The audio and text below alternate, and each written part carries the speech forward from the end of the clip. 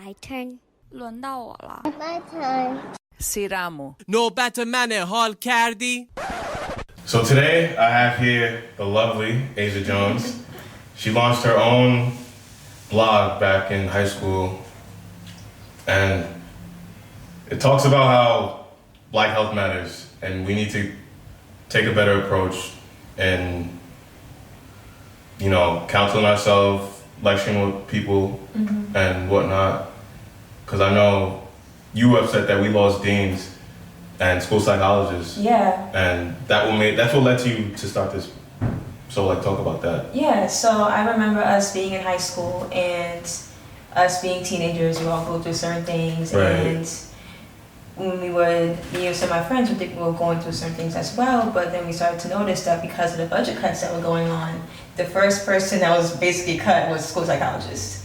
So everything, if we had any emotional issues, we would have to go towards like the deans or the advisors, but it's like how much can they really do? Right. You know, the school psychologist was meant to do that for us. And I felt like a lot of us missed an opportunity to better ourselves and to learn the appropriate coping styles to deal with life in high school because we didn't have that by us.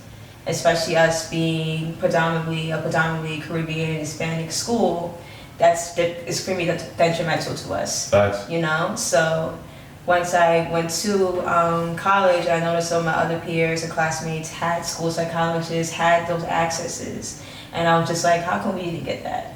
You know, so yeah, that's partially why, a partial motivation for me to create that website. I saw on your site that you mentioned how in high school, because we didn't have those resources, a lot of folks ended up just fighting or coping with drugs. And how did you see that affect them throughout the years because we didn't have that? I've seen it impact them negatively for the most part because it didn't set the tone to go seek help when you were young. So because you were going through all that in high school and you didn't have the motivation, that's not motivation, but you didn't have the access to go seek help. Right. When you become an adult, it's kind of like, okay, well, why would I go seek help now? I was going through a lot of stuff in high school. I didn't have the access. Do I really need it? I could keep doing what I'm doing. It's fine. I've gotten this far. You know? Yeah. It unfortunately sets a tone because you don't have the access there. And that's what I saw. You know, it's scary. We graduated, 5 years ago now? So Yeah. Imagine someone who never got the proper help or guidance. Right. Like, how have they been coping with what they go through? Many different all these ways. years? Yeah. And who knows if it's safe or not? Yeah. I find when people don't utilize therapy and counseling, we call it negative coping mechanisms. So it can go towards self-medication, it can go towards drinking and smoking and doing all this stuff constantly because there's like a fear of facing reality, of their reality. They need to numb the pain of that. It could be that, it could be having trouble keeping healthy relationships. Right. It can go a long range of ways.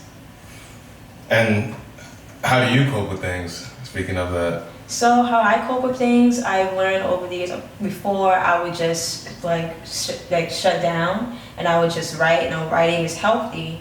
You still need to express what you're going through. You still need to let things out. You still need to vent. So what I've been doing since college is like I'll just call a friend up and I'll be like, hey, you got time to talk? Like, can you take on this load? Because I actually take on the load. Mm-hmm. And when they can, I just point everything out and I feel like 10 bricks just go off my chest. Like, it feels amazing. I even did it today in school. Like, it felt amazing. But besides that, what I'll do is still write. I also meditate, so I'll do meditation. I'll listen to music. I'll watch something really smooth and chill, so I'm not too overly stressed out. I can calm myself down so I can start thinking things a certain way. You know, so I don't make any impulsive decisions or any decisions that I may regret later, or that may cause me more harm later. You mentioned that you call a friend if you ever get to that point. Mm-hmm. And January 31st, 2017, you wrote True Life, I'm Afraid of Being Vulnerable. Mm-hmm. So how'd you get to that point where you were, all right, I'm not gonna show myself anymore? I think in 2017, that was the year when I started to realize how close off I could be around people And even to the point when some of my friends in college were like, you real close, like, what's wrong with you? Like, open up a bit. Like, not saying it exactly like that, but they were kind of just like, like, you can trust me, it's okay. And when I kept getting that affirmation from everyone, I was like, wow, like, I'm really like in my own shell, and I'm not allowing myself to experience life as I should by staying in the shell. Right. And once I started to notice that, it took some time, it's baby steps, but I started to maybe tell somebody a little bit more about myself, or I could ask someone to do something for me just so I could, as a practice, to put my trust in that person. So after practicing that for like 2 years, now I'm really comfortable going to like my cohort at school today and saying, hey, like, I gotta tell you guys something, But it takes time. It takes time. No, it does. And I know a lot of people that still can't get to that point where they would just be willing to reach out to someone and tell them what's going on. Because I'm not like that. So I'm just being real. Yeah. Yeah, like, I don't know. I guess it's because, I don't know, I guess we're all different, but for you, that semester specifically, just looking at the date, that was junior year. Yeah. And that was like the start. That was the start of it. Of the spring semester. Yeah. So, did you say to yourself, all right, this is how I'm going to be just for this semester, or just going forward for the rest of the college career? Rest of life. For the rest of my life. I wanted to make sure that I wasn't blocking myself from healthy relationships anymore by continuing to be closed up. And also didn't want to carry any pain on me for an extreme amount of time. I didn't want to carry all these burdens, like Eric, go back to his bag lady. I didn't want to keep carrying all the bags on me, Yeah. Like every once in a while, it's time for me to like drop a bag off, Hey, you went to school in Atlanta, so because you were far away from home and everyone else, were you saying, hey, I gotta be closed off like this because I don't know you folks, or just because? Partially. Going down there from New York was a huge adjustment. Going from New York to the South and meeting people from all different walks of life, all over the world. So it was a bit nerve-wracking. So it was a bit of a trust issue with that. But I also realized I've always been closed off, even as a kid in elementary school and high school and everything. I was like really quiet around people that I wasn't close with. So it's a combination of both. It was a combination of both. That's why, speaking of that, that's why I love when you said allowing your heart to be open for display is probably one of the scariest things you could ever do, but so necessary for your growth as an individual. I felt that. Thanks. For real. It's a real thing. Yeah. It is. It's a real thing. Like, if you continue to stay in like your own world and your own space, you can never grow. Like you can never learn new things. You can never hear another person's opinion or even hear another person's critique of you to grow. Like, you won't have that access to you anymore once you stay in your shell. Wow. Yeah, and it can affect you in multiple ways, because that could be like business opportunities. You'll become like a deadbeat cousin, just in multiple ways it can be bad. And by doing that, you unintentionally or intentionally, depending on the circumstances, you isolate yourself from the world. So it's like you're making yourself lonely in the long run. Damn. That is bad. A lot of people are like that, especially within our generation. Like, they want to be to themselves and not, be social. Like, I noticed today in the hallway walking to the library that everyone has their head down and looking at their phone. Like, no one is looking up, seeing that direction that they're headed in. Right.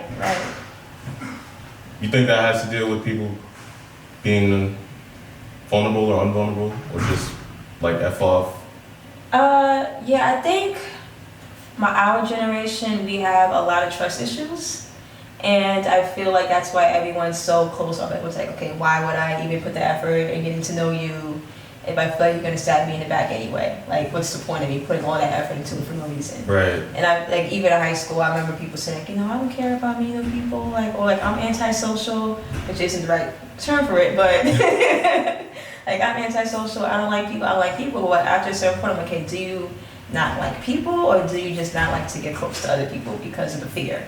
of you getting hurt, you know? Right. I feel like that's what's going on with our generation, honestly. Even with social media, even if you're having access to all these things and all these people, there's still that fear. Speaking of that, you wrote, which I loved, your last piece, being emotionally still. Mm-hmm. And that was just amazing because in the end, you said if I had access to this information 2 years ago, how would my life be different today? Mm-hmm. So what made you get to that point? What made me get to the point was whenever I used to be like upset about anything or stressed out, I would like try to find something to do to distract me. Like, okay, like I'm really sad over this breakup. Let me go find a person to take the fight right now. Or like, I'm really stressed out over the schoolwork. Okay, let me exercise myself to death. Like, you know, just trying to find something else to distract you. But it's like if you keep doing that, you're not reflecting enough on what's really going on. You're just running away. Yeah. You know, it's all a tactic to run away. And I find that our community does that a lot in general, where like if you're upset about something, okay, well suck it up and distract yourself. Like find something else to do. And it's like, okay, cool, like it's a hobby, I guess, it's making sure you're not just staying in bed all day, but you're not addressing the real issue. Right. And by not addressing the real issue, it's not gonna go away, it's only gonna follow you. Facts. And it's only gonna get more intense. Facts. The more you run. Yeah, like it's just gonna grow. Yeah. Like you gotta, like I always say, you gotta find the dragon and slay it. Like, whether it's your problems or your bills, your homework, your workout, you gotta confront it. Yeah. Otherwise, it's just gonna grow. Right, right. You can't avoid the problem. And I see that a lot with people who have been through like traumatic experiences, but they don't want to deal with that trauma. So they're like pretend like, okay, you know what, like it never happened, it's okay. It's like a sort of denial. But trauma follows you. Trauma is serious and it changes your behavior, it changes how you view the world. So you may think you're over it, and then 2 years later something triggers you and it's like, oh, wow. You know, like it's like it just smacks you in the face. So that's why I say that it's best in the moment to be emotionally present, to feel what you're feeling, have an idea of what's going on so that you can now take the next steps to cater to that, to heal from that. Why is it hard for everyone to do that though?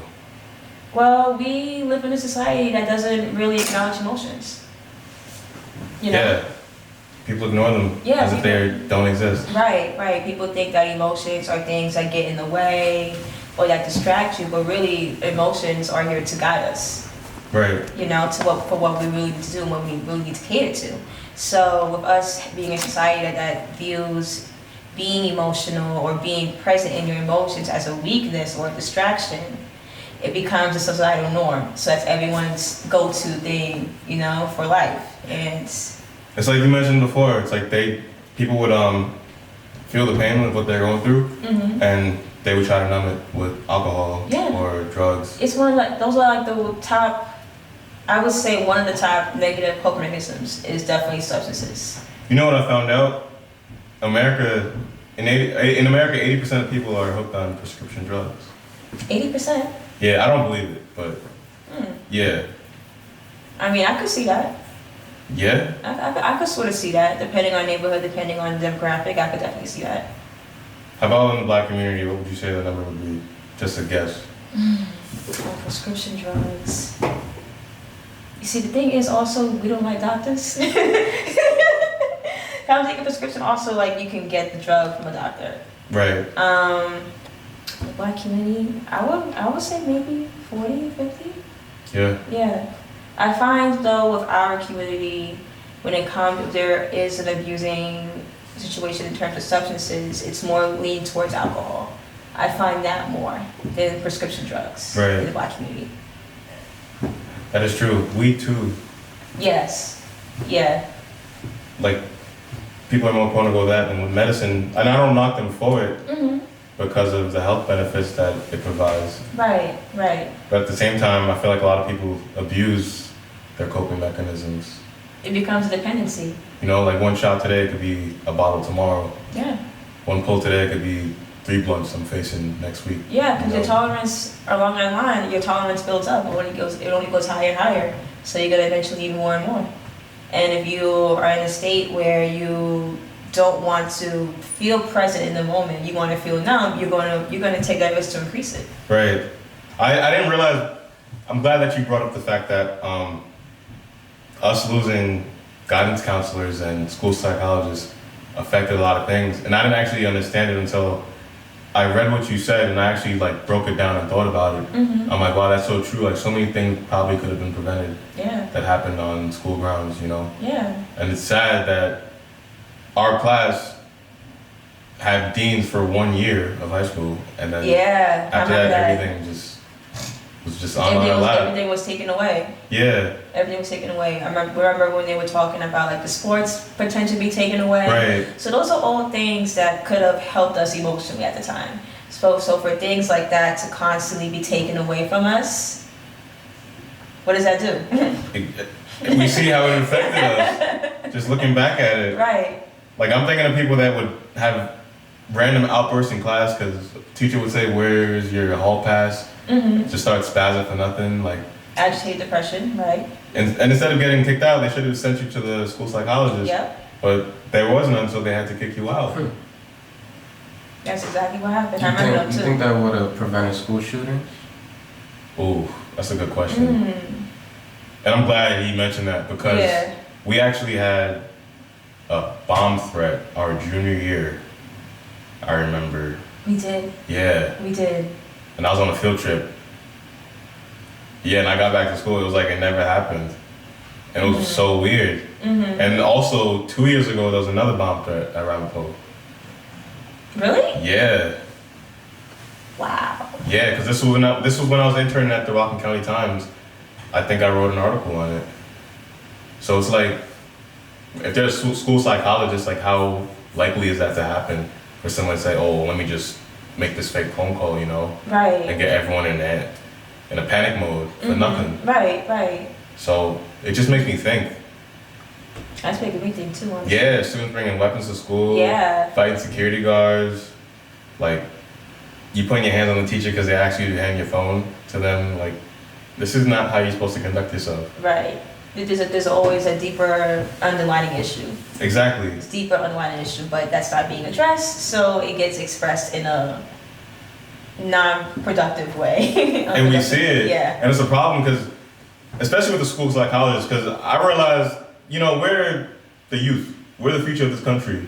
You know, like the kids today, they're going to be like our kids' teachers, our kids' dentists, you know, lawyers, our real estate agents. So we got to make sure that they get their shit in order. Yeah. So to let them go to school and act erratic, and not have the resources to help them? It's ridiculous. Yeah. On top of that, not have the resources to help them.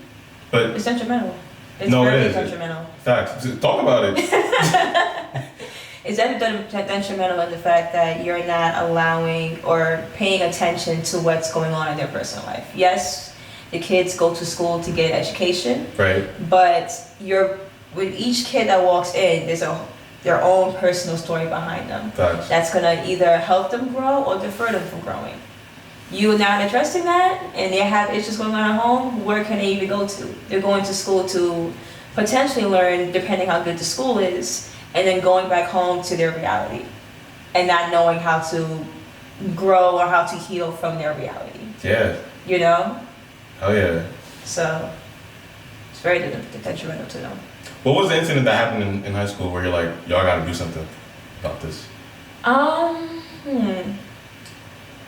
Incident that happened in high school.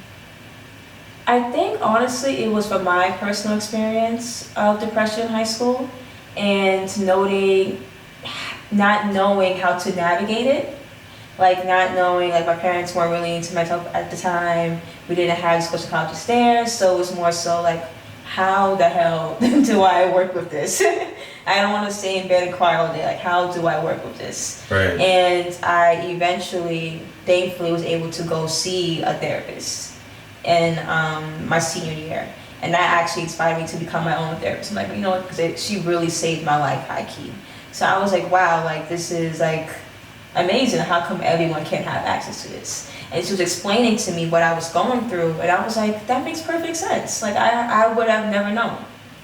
And I was like, you know, I wish I would have had or me or my friends had this information at least coming into high school. Right. You know what I mean? Like I felt like low-key I got robbed. I really felt like I got robbed of information that really could have helped me and helped me have a better high school experience. And how did you apply yourself when you were at Spelman? So at Spelman, what I did was I joined a few psychology organizations. That's when I also started the blog site as well, because I think I started around the time the Bill Cosby thing was going on, and a lot of debates on that, but I felt a lot of people at the time were downplaying the impact of sexual assault, so that's why I wrote that first post, and it kind of just blew up from there. And I was also doing research on the campus as well, because I also noticed that with research impacts the treatments that are given out. And when I'm reading these research articles, we're not representative, Black people aren't represented in those samples. So if you're saying this medication works best for depression, okay, well, our community has high blood pressure, that medication may increase high blood pressure. Is it really good for us, you know? Yeah. And how would you know that if we're not in the sample? Facts. So it's even like a book, it's called Even the Mice Were White, and it talks about like psychological research and how it's mainly catered to upper class, middle-aged white men, because that's who created basically psychology. So, but that leaves us outside, you know, and those research articles impact the treatment that we get. So we're like the crash dummies. Us in a way. In a way, people of color, yeah. That's why show them your pens. Yeah. So, Ageless Productions, I have my own Black Mental Health Matters pins, and I wanted to put this around campus at the time just to advocate for Black mental health and to advocate for counseling and advocate towards self-awareness. Right. So I have this, and I'm thinking about bringing these back to the online store, to Ageless Productions, and giving a small portion of it actually to the National Black Association of Psychologists. And they're only $2. Yes, $2. So expensive. $2. And you accept Cash App? I accept PayPal? Cash App, Venmo, PayPal is on the site. So no excuses.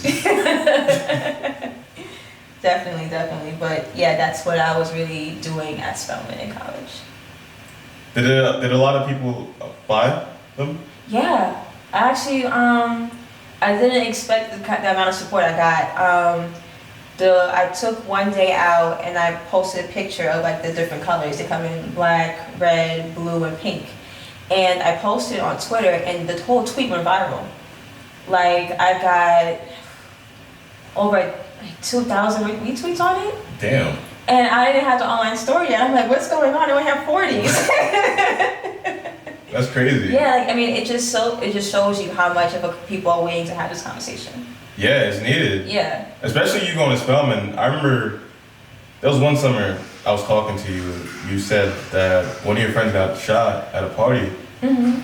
So it's like just matters like that. And we've had friends that that are no longer here. Yeah. And, and no one really talks about it in the Black community. It's like it's supposed to happen that way. Right. But it ain't. Brush it off. Right. And it's like it's not supposed to. Right. But like grief is still a thing. Daily for a lot of people. Yeah. Because grief doesn't just have to also be death. It could be losing a relationship. It could be losing a job. It could just be a sudden change that you weren't ready for. Right. And that's technically a grieving process. But we don't acknowledge that. We keep going to the next step. Yeah, and why is that more likely to happen in the Black community as opposed to Hispanic or white, Asian? I would say it happens with the Hispanic community as well. But what I find really with the Black community is that for generations, our ancestors before us have just kept moving on. Whether it was from segregation, from slavery, and we kind of have taken that, Wow, I just thought of it. We've taken that, like, oh, okay, well, they've been through all of that, so this can't be that bad. Wow, that messed my head up. Just thinking about that. Because everything that happened after each issue was less than the previous one. Like, segregation was less dramatic than slavery. So I'm like, oh, we went through slavery, y'all got this. Mm-hmm. And it's like we're just going through that route. We just go through the motions. We're like, okay, well, we have to be strong because this is just how it is. So and part of being strong for in that definition, in that frame for us means you just gotta suck it up and go to the next point. Because you can't sit down and cry for too long. But by saying you can't sit down and cry for too long, we're not addressing anything. Exactly. And that can turn into intergenerational trauma. It could be trauma going down a whole generational line that way. Which what we see right now. I read the new Jim Crow, and great book, by the way. amazing book. And like the first 3 pages, I was just so lost. Not lost, but just so mind blown by the fact that some people have generations where men in their family don't vote. Because, for example, in that book, they said how, I forget his name, but they said, oh, such and such couldn't vote because he was a slave. And his son couldn't vote because of segregation laws. And then his grandson couldn't vote because he got arrested. Yeah. And I'm like, yo, this is crazy. Yeah. And no one's going to talk about that. Yeah. It's like, oh, well, we didn't vote, so we never got to say how we felt. And similar to this, it's like, we don't talk about Black mental health either. Right. It's almost like I was talking to my friend the other day, and we were talking about abuse. And we were saying how it seems like for a woman in certain Black families, like abuse is intergenerational as well. Like you see like the great-grandmother was abused. Then she had a child. The mother became abused. Then she had her child. Then the child is abused, you know? It's horrible. It's horrible. It's horrible. We gotta do better, like as a community for our people. You know, people have, like, one thing I always say is that not everyone has a mental illness, but everyone has mental health. Facts. You know? But sometimes people have mental illnesses that they go through life undiagnosed. And their life could just be just full of, I don't want to say chaos, but like unfortunate events. But they never really got a chance to know what was really going on with them. Right. You know, like think about people who may be bipolar or who may be schizophrenic, you know? They go through life not even knowing. So you don't even have that closure of that understanding of what's happening. Or even knowing how that illness could be genetic and could have came down family lines. You may not even know that either. Oof. That's so deep. You know what, too? It's about to be 2020, and it's gonna be a whole new era. Yeah. You know, like, this is a decade, a lot of us will potentially be becoming parents. Yeah, it's true. So I just hope more people take this topic more serious, and when they do have kids, they talk to that about them. You know, they just don't brush it off like people in the past were doing. Yeah. One thing I will say, like, I know we're in like this weird generation gap, like either we're a millennial generation, you know, I don't know where we're at. But what I can say for both is that we're most likely like the therapist generation. Like, it's crazy how I could be around a group of people now, and one person be like, yeah, I'm sorry I'm late, I had to go see my therapist. I was like, oh, you want to see a therapist too? Like, everyone was saying that. Like, it's like a normal conversation now. Right. Where if it was maybe 10 years ago, people would look at you like, you know, like you're crazy, they got 2 heads, you know? Back in 2009? What? They would have went in on you. Automatically label you crazy.